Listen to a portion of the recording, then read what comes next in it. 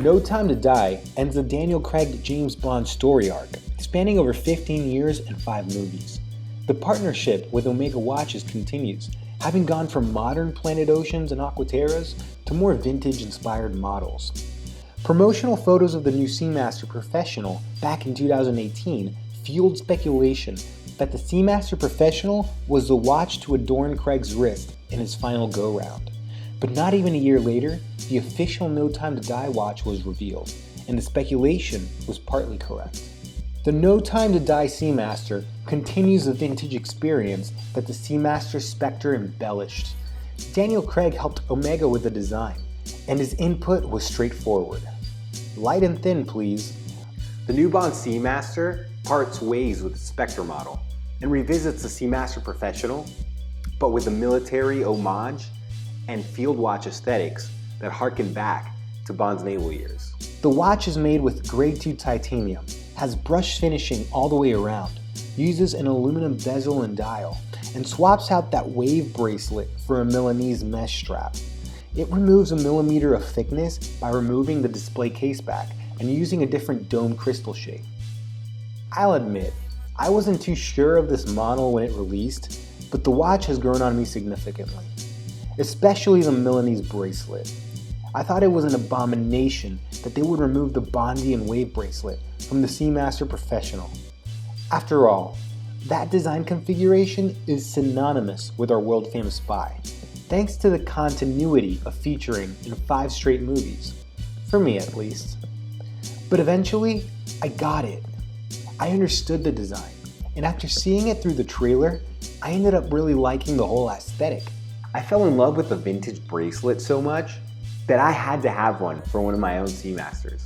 And when I finally put 2 of them together, I never looked at the No Time to Die Seamaster the same way ever again. Sure, it's a really cool watch, and I really like it, but there should have been a different watch on Bond's wrist in No Time to Die. One that continues Daniel's story arc.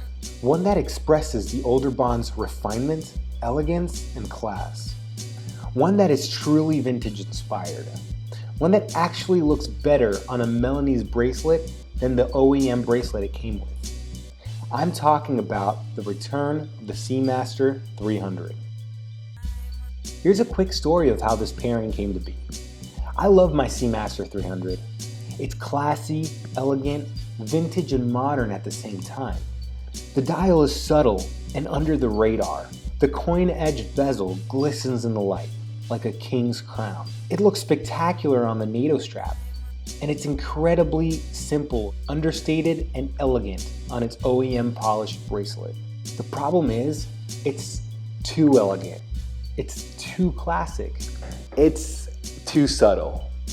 And I'm speaking about wearing it casual. Yeah, I also have the Seamaster Professional 2018 in blue, but sometimes I want to wear the 300 with more casual clothing, and I find it slightly difficult pairing it with jeans or with shorts and a t-shirt.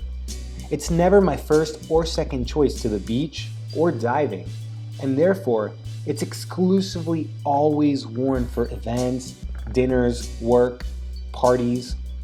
This is fine and all, but I really wanted to have it on a bracelet that could be dressed up and down, that could accentuate the true versatility that this watch has to offer. Something that would play well with the coin-edged bezel and make the dial stand out. I didn't expect a Milanese bracelet to be the perfect companion to the Seamaster 300. I couldn't find one photo out there with the Seamaster 300 on a mesh strap, and I started wondering, was this because it doesn't work together? It doesn't help that a 21mm lug width keeps most custom strap options to a minimum. Luckily, Watchgecko, a custom strap company, sells a decent 21mm mesh strap, so I went ahead and ordered one. For around $40, the Watchgecko bracelet is a great value. The mesh is tight, substantial, and thick. The clasp is incredibly secure, and it looks more expensive than it really is. However, if you were in the market for the best mesh bracelet available, and having a better designed clasp is important to you, consider a Stabe bracelet. They are a German company specializing in mesh of different kinds of metal. I'll leave both links in the description below. The moment I put it on, it hit me. The first thing I noticed was how well the polished Milanese bracelet plays with the coin edge bezel, and how seamless it appears alongside the long, polished lugs. The watch doesn't look subtle anymore. Instead, it's brimming with vintage character aesthetics and light play. Ironically, all these small, detailed polished surfaces accentuate the black matte dial, rhodium-plated hands, recessed indices, silver numerals, and minute markers.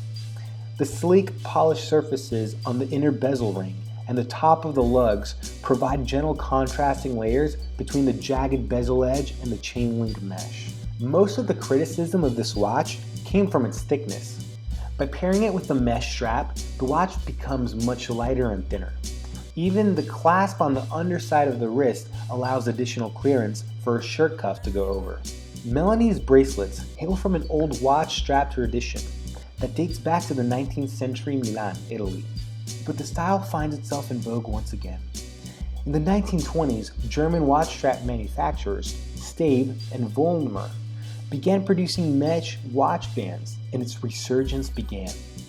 Fast forward to the 70s, when Omega's own monster diver, the Ploprof, brought back the style in the form of a shark mesh. These bracelets were worn on both dress watches and dive watches, thanks to its versatility and robustness.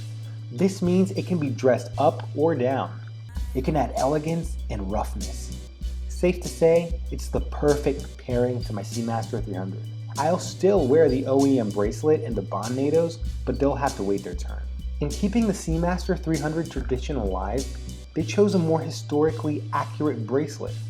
But if they can part ways with the 5-link wave bracelet for the Seamaster Professional in the new Bond film, then they can also do the same with the beloved 300. And I'd say it fits the 300's character much better than the Professional. Again, I have nothing against the No Time to Die Seamaster, but if it were up to me, I would have gone one of two ways for the movie. Wear the modern blue Seamaster Professional to end Craig's tenure and keep the legacy alive. Also, let's not forget, the SMP came out in the 90s, so I agree with Urban Gentry in that it's a bit strange that the new Bond Seamaster Professional is disguised as a vintage watch.